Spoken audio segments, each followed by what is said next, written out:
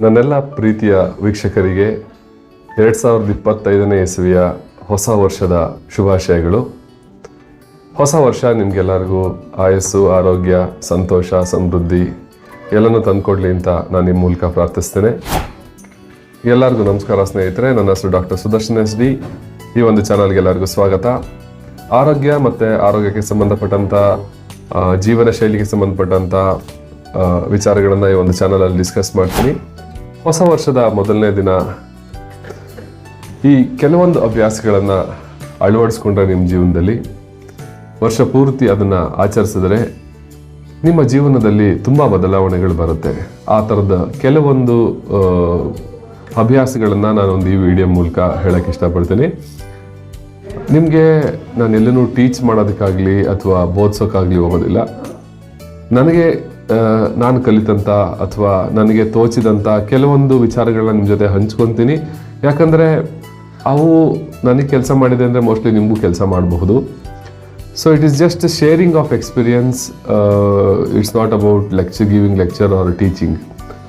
So as a friend I would like to ನಿಮ್ಮ ಹತ್ರ ಕೆಲವೊಂದು ನನ್ನ ಅನುಭವಗಳನ್ನ ಹಂಚ್ಕೊಂಡ್ರೆ ಸೊ ನಿಮ್ಗೆ ಅದು ಯೂಸ್ ಆಗಲಿ ಅನ್ನೋದು ಅದು ಉದ್ದೇಶ. ಸೊ ಏನು ಯಾವ್ಯಾವ ಅಭ್ಯಾಸಗಳು ನಿಮಗೆ ಯೂಸ್ ಆಗ್ಬೋದು ಅಂತಂದರೆ, ನೋಡಿ, ಇದು ಒಂಥರ ಇನ್ಫಾರ್ಮೇಷನ್ ಓವರ್ಲೋಡ್ ಯುಗ. ಸೊ ಈ ಥರದ ಇನ್ಫಾರ್ಮೇಷನ್ ಓವರ್ಲೋಡ್ ಯುಗದಲ್ಲಿ ನಾವು ಫೋಕಸ್ನ ಮೇಂಟೈನ್ ಮಾಡೋಂಥದ್ದು ತುಂಬ ಕಷ್ಟ. ಯಾಕಂದರೆ ನಮ್ಮ ಗಮನವನ್ನು ಬೇರೆ ಕಡೆ ಸೆಳೆಯೋದಕ್ಕೆ ಸುಮಾರು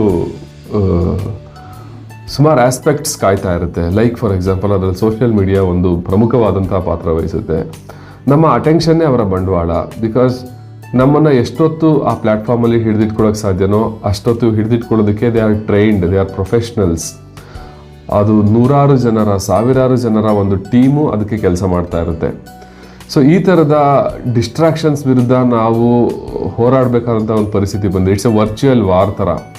ಬಿಕಾಸ್ ನಮ್ಮ ಕೆಲಸನ ನಾವು ಕರೆಕ್ಟಾಗಿ ಮಾಡ್ಕೋಬೇಕು ಅಂತಂದರೆ ಈ ಒಂದು ಡಿಸ್ಟ್ರಾಕ್ಷನ್ಸ್ಗಳಿಂದ ನಾವು ಆಚೆ ಬಂದು ನಮ್ಮ ಕೆಲಸನ ನಾವು ಮಾಡಬೇಕಾಗುತ್ತೆ. ಅದಕ್ಕೆ ಫೋಕಸ್ ಮೇಂಟೈನ್ ಮಾಡೋದು ತುಂಬಾ ಇಂಪಾರ್ಟೆಂಟು. ಸೊ ಆ ಥರದ ಫೋಕಸ್ ಮೇಂಟೈನ್ ಮಾಡಬೇಕು ಅಂತಂದರೆ ನಾವು ಏನೇನೆಲ್ಲ ಆಚರಿಸ್ಬೋದು ಅಂತಂದರೆ, ಸೋಷಿಯಲ್ ಮೀಡಿಯಾ ಅನ್ನೋ ಒಂದು ಇಟ್ಸ್ ಎ ಟೂಲ್. ಅದನ್ನು ನಾವು ಒಳ್ಳೆದಕ್ಕೂ ಉಪಯೋಗಿಸ್ಕೋಬೋದು. Like for example this platform, ಯೂಟ್ಯೂಬಲ್ಲಿ ನಾವು ಒಳ್ಳೆ ಕಂಟೆಂಟ್ನ ನೋಡೋದು ಕೂಡ ಯೂಸ್ ಮಾಡ್ಕೋಬೋದು. ಅಥವಾ ಅದೇ ಥರನೇ ನಾವು ಅದರಿಂದ ಡಿಸ್ಟ್ರಾಕ್ಟ್ ಆಗಿಯೂ ಕೂಡ ಸಮಯನ ಪೋಲ್ ಮಾಡಬಹುದು. ಅದನ್ನು ನಾವು ಹೇಗೆ ಉಪಯೋಗಿಸ್ತೀವಿ ಅನ್ನೋದ್ರ ಮೇಲೆ ಡಿಪೆಂಡ್ ಇರುತ್ತೆ. ಸೊ ಹಾಗಾಗಿ ನಮ್ಮ ಒಂದು ಮನಸ್ಸಿನ ಒಂದು ನಿಯಂತ್ರಣವೇ ತುಂಬ ಮುಖ್ಯ ಆಗುತ್ತೆ. ಸೊ ಹಾಗಾಗಿ ಈ ಒಂದು ಸೋಷಿಯಲ್ ಮೀಡಿಯಾದಿಂದ ನಾವು ಡಿಸ್ಟ್ರಾಕ್ಟ್ ಆಗ್ದಂಗೆ ಫೋಕಸ್ ಮಾಡಬೇಕು ಅಂತಂದರೆ ನಮಗೆ ಒಂದು ನಿರ್ದಿಷ್ಟವಾದಂತಹ ಒಂದು ಗುರಿ ಇರಬೇಕು. ಆ್ಯಕ್ಚುಲಿ ಒಂದು ರಿಸರ್ಚ್ ಏನು ಹೇಳುತ್ತೆ ಅಂತಂದರೆ, ಎಷ್ಟು ಜನ ತಮ್ಮ ಗುರಿಯನ್ನು ನಿರ್ದಿಷ್ಟವಾಗಿ ಬರೆದಿಟ್ಟಿದ್ದಾರೋ ಸೊ ಅವರು ಆ ಒಂದು ಗುರಿಯನ್ನು ಅಥವಾ ಜೀವನದಲ್ಲಿ ಸಕ್ಸಸ್ಸನ್ನು ಪಡೆಯೋದು ಸಾಧ್ಯತೆ ಜಾಸ್ತಿ ಅಂತ ಒಂದು ರಿಸರ್ಚಿಂದ ಕಂಡು ಬಂದಿದೆ. It is beyond doubt. ಸುಮಾರು ರಿಸರ್ಚ್ಗಳಿಂದ ಕಂಡು ಬಂದಿರೋದೇನಪ್ಪ ಅಂತಂದರೆ, ನಮ್ಮ ಗುರಿ ನಮಗೆ ನಿರ್ದಿಷ್ಟವಾಗಿ ಗೊತ್ತಿದ್ದರೆ ಅದನ್ನು ರೀಚ್ ಮಾಡೋದು ಈಸಿ. ಇವಾಗ ಬಸ್ ಸ್ಟ್ಯಾಂಡ್ಗೆ ಹೋಗಿ ಯಾವ ಊರಿಗೆ ಹೋಗ್ಬೇಕು ಅಂತ ಗೊತ್ತಿದ್ರೆ ತಾನೇ ನಾವು ಹೋಗೋಕ್ಕೆ ಸಾಧ್ಯ. ಹಾಗೆ ನಮ್ಮ ಗುರಿ ನಮಗೆ ನಿರ್ದಿಷ್ಟವಾಗಿ ಗೊತ್ತಿರಬೇಕು. ಆದರೆ ದುರದೃಷ್ಟವಶಾತ್ ಒಂದು ರಿಸರ್ಚ್ ಏನು ಹೇಳುತ್ತೆ ಅಂತಂದರೆ, ಸುಮಾರು 80% ಜನಕ್ಕೆ ತಮ್ಮ ಗುರಿ ಏನು ಅನ್ನೋದೇ ಗೊತ್ತಿಲ್ಲ. ಸೊ ಹಾಗಾಗಿ ಈ ಬಹಳಷ್ಟು ಜನ ಯಾಕೆ ಸಕ್ಸಸ್ಫುಲ್ ಆಗಲ್ಲ ಅಂತಂದರೆ, ತಮ್ಮ ಗುರಿಯ ಬಗ್ಗೆ ನಿರ್ದಿಷ್ಟವಾದಂತಹ ಎಕ್ಸಾಕ್ಟ್ ಕ್ರಿಸ್ಟಲ್ ಕ್ಲಿಯರ್ ಪ್ಲ್ಯಾನ್ ಇರೋದಿಲ್ಲ, ಗುರಿಯನ್ನು ಬರೆದಿಡೋದಿಲ್ಲ. ಯಾರೆಲ್ಲ ತಮ್ಮ ಗುರಿಯನ್ನು ಬರೆದಿಡ್ತಾರೋ ಸೊ ಅವರು ಆ ಗುರಿಯನ್ನು ರೀಚ್ ಮಾಡೋದಕ್ಕೆ ಸಾಧ್ಯತೆ ಜಾಸ್ತಿ. ಸೊ ಹಾಗಾಗಿ ನಾವೇನು ಮಾಡ್ಬೋದು ಅಂತಂದರೆ, ಹೊಸ ವರ್ಷದ ಮೊದಲನೇ ದಿವಸ ನಮ್ಮ ಶಾರ್ಟ್ ಟರ್ಮ್ ಗೋಲ್ಸ್ ಏನು, ಲಾಂಗ್ ಟರ್ಮ್ ಗೋಲ್ಸ್ ಏನು ಅನ್ನೋದನ್ನು ನಾವು ಬರೆದಿಡುವಂಥದ್ದು. ಸೊ ಶಾರ್ಟ್ ಟರ್ಮಲ್ಲಿ ನಾನೊಂದು 3 ತಿಂಗಳಲ್ಲಿ ಏನು ಮಾಡಬೇಕು, 6 ತಿಂಗಳಲ್ಲಿ ಏನು ಮಾಡಬೇಕು, ಈ ವರ್ಷದಲ್ಲಿ ಏನು ಮಾಡಬೇಕು, ಮತ್ತು 5 ವರ್ಷದಲ್ಲಿ ನನ್ನ ಪ್ಲ್ಯಾನ್ ಏನು, 10 ವರ್ಷದಲ್ಲಿ ನನ್ನ ಪ್ಲ್ಯಾನ್ ಏನು ಅನ್ನೋದನ್ನು ನಾನು ಒಂದು ಕಡೆ ಬರೆದಿಟ್ಟರೆ ಆ ಪ್ಲ್ಯಾನು ರಿಯಲೈಸ್ ಆಗೋದು ಸಾಧ್ಯತೆ ಜಾಸ್ತಿ. ಹಾಗಂತ ನಮಗೆ 5 ವರ್ಷದ 10 ವರ್ಷದ ಇವಾಗಲೇ ಗೊತ್ತಿಲ್ಲದೆ ಇರ್ಬೋದು. ಒಂದು ಅಪ್ರಾಕ್ಸಿಮೇಟ್ ಪ್ಲ್ಯಾನನ್ನು ಬರೆದಿಟ್ಟು ಅದನ್ನು ವರ್ಷನ್ 1 ಅಂತ ಮಾಡಿ ಆ್ಯಸ್ ಟೈಮ್ ಪಾಸಸ್ ಆನ್ ನಾವು ಅದನ್ನು ಇಂಪ್ರವೈಸ್ ಮಾಡ್ಬೋದು. It is not A hard and fast rule that ಈಗೇನು ಪ್ಲ್ಯಾನ್ ಮಾಡಿದ್ವಿ ಅದನ್ನೇ ನಾವು ರಿಯಲೈಸ್ ಮಾಡಬೇಕು ಅಂತೇನಿಲ್ವಲ್ಲ. ನಮ್ಮ ಈ ಕ್ಷಣದ ಪ್ಲ್ಯಾನ್ ಏನು ಅನ್ನೋದನ್ನು ಬರೆದಿಟ್ರೆ ಅಟ್ಲೀಸ್ಟ್ ಆ ಮುಂದಿನ ದಿವಸಗಳಲ್ಲಿ ಅದನ್ನು ಎಡಿಟ್ ಕೂಡ ಮಾಡಿ ಇಂಪ್ರೊವೈಸ್ ಕೂಡ ಮಾಡ್ಬೋದು. ಸೊ ಒಂದು ನಿರ್ದಿಷ್ಟವಾದಂಥ ಒಂದು ಗುರಿಯನ್ನು ಇಟ್ಕೊಂಡು ಅದನ್ನು ಎಷ್ಟು ಡೀಟೇಲ್ಡಾಗಿ ಬರೆಯೋಕ್ಕೆ ಸಾಧ್ಯ ಅದನ್ನು ಬರೆದಿಡೋದ್ರಿಂದ ನಮ್ಮ ಆ ಗುರಿಯನ್ನು ತಲುಪುವ ಸಾಧ್ಯತೆ ಜಾಸ್ತಿ ಇರುತ್ತೆ. ಮತ್ತು ಎರಡನೇದು, ನಮ್ಮೆಲ್ಲರಿಗೂ ದೇವರು ಯಾರಿಗೂ ಚೌಕಾಸಿ ಮಾಡದೆ ಕೊಡ್ತಕ್ಕಂಥ ಒಂದು ಸಂಪನ್ಮೂಲ ಅಂತಂದರೆ ಸಮಯ. ಎಲ್ಲರಿಗೂ 24 ಗಂಟೆ ಸಮಯನೇ ಇರುತ್ತೆ. ಆದರೆ ಕೆಲವರು ಅದನ್ನು ಸದುಪಯೋಗ ಪಡಿಸ್ಕೊತಾರೆ, ಅವರು ಸಕ್ಸಸ್ಫುಲ್ ಆಗ್ತಾರೆ. ಅದನ್ನು ಸದುಪಯೋಗ ಪಡಿಸ್ಕೊಳ್ದೇ ಇರೋರು ಅನ್ಸಕ್ಸಸ್ಫುಲ್ ಆಗ್ತಾರೆ. ನಾನು ಆವಾಗಲೇ ಹೇಳ್ದಂಗೆ ಈಗಿನ ಇನ್ಫಾರ್ಮೇಷನ್ ಯುಗದಲ್ಲಿ, ಈಗಿನ ಡಿಸ್ಟ್ರಾಕ್ಷನ್ ಯುಗದಲ್ಲಿ ನಮ್ಮ ಫೋಕಸನ್ನು ಮೇಂಟೈನ್ ಮಾಡೋದು ತುಂಬಾ ಕಷ್ಟ. ಸೊ ಹಾಗಾಗಿ ನಮ್ಮ ಸಮಯವನ್ನು ನಾವು ಸದುಪಯೋಗ ಪಡಿಸ್ಕೋಬೇಕು ಅಂತಂದರೆ ನಮ್ಮನ್ನು ನಾವು ಮ್ಯಾನೇಜ್ಮೆಂಟ್ ಮಾಡ್ಕೋಬೇಕು. Because there is nothing like time management.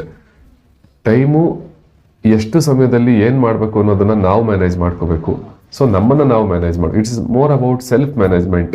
ಯಾವ ಸಮಯದಲ್ಲಿ ಏನು ಕೆಲಸ ಮಾಡಬೇಕು ಅನ್ನೋದನ್ನು ನಾವು ಪ್ಲ್ಯಾನ್ ಮಾಡ್ಕೋಬೇಕು, ಪ್ರಯಾರಿಟೀಸ್ ಕೊಟ್ಕೋಬೇಕು. ಸೊ ಪ್ರಯಾರಿಟೀಸ್ ಕೊಟ್ಕೊಂಡು ಯಾವುದು ಅರ್ಜೆಂಟ್ ಇದೆ, ಯಾವುದು ಇಂಪಾರ್ಟೆಂಟ್ ಇದೆ ಅದನ್ನು ನಾವು ಫಸ್ಟ್ ಮಾಡಬೇಕು. ಯಾವುದು ಅರ್ಜೆಂಟ್ ಇದೆ ಬಟ್ ಇಂಪಾರ್ಟೆಂಟ್ ಅಲ್ಲ ಅದನ್ನು ನಾವು ಬೇರೆಯವರಿಗೆ ಡೆಲಿಗೇಟ್ ಮಾಡ್ಬೋದು. ಯಾವುದು ಇಂಪಾರ್ಟೆಂಟ್ ಇದೆ ಬಟ್ ಅರ್ಜೆಂಟ್ ಇಲ್ಲ ಅದಕ್ಕೆ ನಾವು ಒಂದು ನಿರ್ದಿಷ್ಟವಾದಂಥ ಪ್ಲ್ಯಾನ್ ಮಾಡ್ಬೋದು. ಯಾವುದು ಅರ್ಜೆಂಟೂ ಇಲ್ಲ, ಇಂಪಾರ್ಟೆಂಟೂ ಇಲ್ಲ ಅದನ್ನು ನಾವು ಇಮಿಡಿಯೇಟಾಗಿ ಡಿಲೀಟ್ ಮಾಡ್ಬೋದು ಅಥವಾ ಪೋಸ್ಟ್ಪೋನ್ ಮಾಡ್ಬೋದು, ಪ್ರೊಕ್ಯಾಸ್ಟಿನೇಟ್ ಮಾಡ್ಬೋದು. ಬಟ್ ದುರದೃಷ್ಟವಶಾತ್ ಏನಂತಂದರೆ ನಾವು ಯಾವುದು ಅರ್ಜೆಂಟ್ ಇಲ್ಲ, ಯಾವುದು ಇಂಪಾರ್ಟೆಂಟ್ ಇಲ್ಲ ಆ ಒಂದು ಕೆಲಸಗಳನ್ನೇ ಜಾಸ್ತಿ ನಾವು ಮಾಡ್ತಾ ಇರ್ತೀವಿ. ಇಂಪಾರ್ಟೆಂಟ್ ಮತ್ತು ಅರ್ಜೆಂಟ್ ಇರೋ ಕೆಲಸಗಳು ನಮ್ಮ ಕೈ ತಪ್ಪು ಹೊರ್ಟೋಗ್ತವೆ. ಸೊ ಮತ್ತು ಇಂಪಾರ್ಟೆಂಟ್ ಮತ್ತು ಅರ್ಜೆಂಟ್ ಇಲ್ಲದೆ ಇರತಕ್ಕಂಥ ಕೆಲಸಗಳನ್ನು ನಾವು ಪ್ಲ್ಯಾನ್ ಮಾಡೋದಿಲ್ಲ. ಸೊ ಎಲ್ಲ ಕೆಲಸಗಳನ್ನು ನಾವು ಪ್ರಯಾರಿಟೈಸ್ ಮಾಡಿಕೊಂಡು ಕರೆಕ್ಟಾಗಿ ಮಾಡಿದ್ರೆ ನಮ್ಮ ಸಮಯವನ್ನು ನಾವು ಸದುಪಯೋಗ ಪಡಿಸ್ಕೋಬೋದು. ನಮ್ಮನ್ನು ನಾವು ಸರಿಯಾಗಿ ಮ್ಯಾನೇಜ್ ಮಾಡಿಕೊಂಡ್ರೆ ಸಮಯನ ಸದುಪಯೋಗ ಪಡಿಸ್ಕೊಳ್ಳೋಕೆ ಅನುಕೂಲ ಆಗುತ್ತೆ. ಈ ಒಂದು ಹೊಸ ವರ್ಷದಲ್ಲಿ ತಮ್ಮ ಸಮಯವನ್ನು ಸರಿಯಾಗಿ ಮ್ಯಾನೇಜ್ ಮಾಡ್ಕೊಳ್ಳಿ ಅಂತ ಹೇಳೋಕ್ಕೆ ಇಷ್ಟಪಡ್ತೀನಿ. ಆಮೇಲೆ ಮೂರನೇದಾಗಿ ಆರೋಗ್ಯ. ಸೊ ಆರೋಗ್ಯವೇ ಭಾಗ್ಯ ಅಂತ ಕರಿತೀವಿ. ಸೊ ನಮ್ಮ ಎಷ್ಟೇ ಸಂಪತ್ತು, ದುಡ್ಡು, ವಿದ್ಯೆ ಎಲ್ಲ ಇದ್ರೂ ಸಹಿತ ನಮ್ಮ ಆರೋಗ್ಯ ನಮ್ಮ ಕೈ ಜೋಡಿಸದೇ ಇದ್ದರೆ, ಆರೋಗ್ಯ ಕೈ ಕೊಟ್ಟರೆ ಸೊ ನಾವೇನನ್ನು ಸಾಧಿಸೋಕ್ಕಾಗಲ್ಲ. ಬಿಕಾಸ್ ನಾವು ಚೆನ್ನಾಗಿದ್ರೆ ತಾನೇ ಪ್ರಪಂಚ. ಸೊ ಹಾಗಾಗಿ ನಮ್ಮ ಆರೋಗ್ಯದ ಕಡೆಗೆ, ನಮ್ಮ ಫಿಸಿಕಲ್ ಫಿಟ್ನೆಸ್ ಕಡೆಗೆ, ನಮ್ಮ ಮೆಂಟಲ್ ಫಿಟ್ನೆಸ್ ಕಡೆಗೆ ನಾವು ಗಮನ ಹರಿಸ್ಬೇಕಾಗತ್ತೆ. ಸೊ ಈ ಒಂದು ನಿಟ್ಟಿನಲ್ಲಿ ಒಳ್ಳೆಯ ಅಭ್ಯಾಸಗಳನ್ನು ಬೆಳೆಸ್ಕೊಳ್ಳುವಂಥದ್ದು, ಒಂದು ಮಾರ್ನಿಂಗ್ ರೊಟೀನ್ ಅಂತ ಹೇಳಿ ಇಟ್ಕೊಳ್ಳೋವಂಥದ್ದು. ಸೊ ನಾವು ಬೆಳಿಗ್ಗೆ ಎದ್ದು ನಿರ್ದಿಷ್ಟವಾಗಿ ಇಷ್ಟು ಕೆಲಸ ಮಾಡಬೇಕು, ಒಂದು ಸ್ವಲ್ಪ ಹೊತ್ತು ಎಕ್ಸಸೈಸ್ ಮಾಡೋವಂಥದ್ದು, ಸ್ವಲ್ಪ ಧ್ಯಾನ ಪ್ರಾಣಾಯಾಮಗಳನ್ನು ಮಾಡೋ ಅಂಥದ್ದನ್ನು ನಾವು ಒಂದು ದಿವಸದಲ್ಲಿ ರೂಢಿ ಮಾಡಿಕೊಂಡ್ರೆ, ಬೇಗ ಹೇಳೋದನ್ನು ರೂಢಿ ಮಾಡಿಕೊಂಡ್ರೆ ಇದು ನಮ್ಮ ಒಂದು ಸಂಪೂರ್ಣವಾದಂತಹ ದಿನವನ್ನು ಮತ್ತು ತನ್ಮೂಲಕ ಇಡೀ ಜೀವನವನ್ನು ಒಂದು ಆರೋಗ್ಯವಂತವಾಗಿ ನಾವು ಕಳಿಬೋದು ಮತ್ತು ಸಂತೋಷವಾಗಿ ನಾವು ಕಳಿಬಹುದು. ಬಿಕಾಸ್ ನಾವೇನೇ ಗಳಿಸಿದ ಸಂಪತ್ತನ್ನಾಗಲಿ, ವಿದ್ಯೆಯನ್ನಾಗಲಿ, ಪ್ರೀತಿ ಗೌರವಗಳನ್ನಾಗಲಿ ಉಳಿಸ್ಕೋಬೇಕು ಅಂದರೆ ನಮ್ಗೆ ಆರೋಗ್ಯ ಇರಬೇಕು. ಸೊ ಹಾಗಾಗಿ ದೈಹಿಕ ಮತ್ತು ಮಾನಸಿಕ ಎರಡೂ ಆರೋಗ್ಯದ ಬಗ್ಗೆ ನಾವು ಕಾಳಜಿ ವಹಿಸಬೇಕಾಗತ್ತೆ. ಸೊ ಹಾಗಾಗಿ ಒಂದು ಮಾರ್ನಿಂಗ್ ರೊಟೀನನ್ನು ಅಳವಡಿಸ್ಕೊಳ್ಳುವಂಥದ್ದು, ಗುಡ್ ಹ್ಯಾಬಿಟ್ಸ್ನ ಇಟ್ಕೊಳ್ಳೋವಂಥದ್ದು, ಒಳ್ಳೆಯ ಆಹಾರ ಪದಾರ್ಥಗಳನ್ನು ಇಟ್ಕೊಳ್ಳೋವಂಥದ್ದು, ನಮ್ಮ ದೇಹಕ್ಕೂ ಒಳ್ಳೆಯ ಆಹಾರ ಮತ್ತು ನಮ್ಮ ಮನಸ್ಸಿಗೂ ಒಳ್ಳೆಯ ಆಹಾರವನ್ನು ತಗೊಳ್ಳೋವಂಥದ್ದು ಭಾಳ ಮುಖ್ಯ ಆಗುತ್ತೆ. ಬಿಕಾಸ್ ಇನ್ಫಾರ್ಮೇಷನ್ ಎಷ್ಟು ಓವರ್ಲೋಡೆಡ್ ಆಗಿದೆ ಅಂತಂದರೆ, so everybody wants to tell something, everybody wants to sell something. So ಹಾಗಾಗಿ ನಾವು ಏನನ್ನ ಬೇಕು, ಏನನ್ನ ಬೇಡ ಅನ್ನೋ ಒಂದು ವ್ಯವಧಾನನ ನಾವೇ ಇಟ್ಕೋಬೇಕು. ಸೊ ಹಾಗಾಗಿ ನಮ್ಮ ಆಹಾರ, ನಾನು ಆಗಲೇ ಹೇಳ್ದಂಗೆ ದೈಹಿಕ ಮತ್ತು ಮಾನಸಿಕ ಆರೋಗ್ಯವನ್ನು ಕರೆಕ್ಟಾಗಿ ಇಟ್ಕೊಂಡು ಮಾಡೋದ್ರ ಮೂಲಕ ಕೂಡ ನಾವು ಒಂದು ನಮ್ಮ ಜೀವನವನ್ನು ಸುಗಮವಾಗಿಸ್ಕೋಬೋದು. ಅಟ್ಲೀಸ್ಟ್ ಈ 3 ಅಭ್ಯಾಸಗಳನ್ನು ತಾವು ಈ ಒಂದು ಜೀವನದಲ್ಲಿ ಅಳವಡಿಸ್ಕೊಳ್ಳಿ. ಮತ್ತು ನಾವು ಏನೇ ಒಂದು ವಿಚಾರನ ಅಳವಡಿಸ್ಕೋಬೇಕು ಅಂತ ಬಂದಾಗ ಹೊಸದಾಗಿ ಶುರು ಮಾಡ್ತೀವಿ, ಆರಂಭ ಶೂರತ್ವ ಇರುತ್ತೆ. ವಸ್ತ್ರದ ಅಗಸ ಬಟ್ಟೆನ ಎತ್ತೆತ್ತು ಒಗ್ದ ಅನ್ನೋ ಥರ ನಾವು ಹೊಸದಾಗಿ ಶುರು ಮಾಡ್ತೀವಿ, ಆಮೇಲೆ ಕೆಲವೇ ದಿನಗಳಲ್ಲಿ ಅದನ್ನು ಬಿಟ್ಬಿಡ್ತೀವಿ. ಸೊ ಹಾಗಾಗದೇ ನಾವು ಒಂದೇ ಸಲ ದೊಡ್ಡ ಏಮ್ಗಳನ್ನು ಇಟ್ಕೊಳ್ದೇ ಪುಟ್ಟ ಹೆಜ್ಜೆಗಳನ್ನು ಆ ಜಾಗದಲ್ಲಿ ಇಡ್ತಾ ಹೋದಷ್ಟು ನಾವು ಅದನ್ನು ಮಾಡ್ತಕ್ಕಂಥ ಒಂದು ಸಾಧ್ಯತೆ, ಅದನ್ನು ಸಂಪೂರ್ಣ ಮಾಡ್ತಕ್ಕಂಥ ಒಂದು ಸಾಧ್ಯತೆ ಜಾಸ್ತಿ ಆಗುತ್ತೆ. ಸೊ ಹಾಗಾಗಿ ತುಂಬ ದೊಡ್ಡ ಏಮ್ಗಳನ್ನು ಇಟ್ಕೊಂಡು ನಾವು ಅದನ್ನು ಅರ್ಧಕ್ಕೆ ಬಿಡೋದ್ರ ಬದಲಿಗೆ let us start with small thing. ಸಣ್ಣ ಸಣ್ಣ ಸಣ್ಣ ಸಣ್ಣ ಸಣ್ಣ ಸಣ್ಣ ಅಭ್ಯಾಸಗಳನ್ನು ನಾವು ಅಳವಡಿಸ್ಕೊಳ್ತಾ ಅದನ್ನು ದಿನೇ ದಿನೇ ಇನ್ನೂ ಸ್ಟ್ರಾಂಗ್ ಮಾಡ್ಕೋತಾ ಹೋಗೋದ್ರಿಂದ ನಾವು ಆ ಗುರಿಗಳನ್ನು ಕನ್ಸಿಸ್ಟೆಂಟಾಗಿ ಫಾಲೋ ಮಾಡೋದ್ರಿಂದ ಅದನ್ನು ಸಾಧಿಸೋ ಸಾಧ್ಯತೆ ಜಾಸ್ತಿ.